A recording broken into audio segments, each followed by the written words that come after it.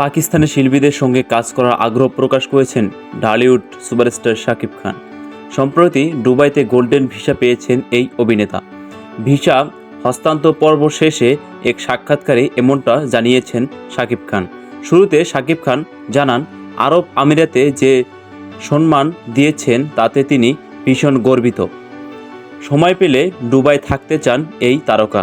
এরপর পাকিস্তানের প্রসঙ্গে উঠে আসে, আমরা আবার পরিকল্পনা করছি পাকিস্তানে কিভাবে ছবি মুক্তি দেওয়া যায়। নিজের সিনেমা মুক্তির প্রসঙ্গে শাকিব বলেন, আমি দেখেছি যখন আমরা একটি গান বা সিনেমার ট্রেইলার রিলিজ হয়, পাকিস্তানের বহু ইউটিউবার সেটা নিয়ে কথা বলে, রিয়াকশন দেয়, বহু ইউটিউবার রিভিউ করেন। এ কারণে আমরা প্ল্যান করেছি পাকিস্তানে কিভাবে ছবি মুক্তি দিতে পারি।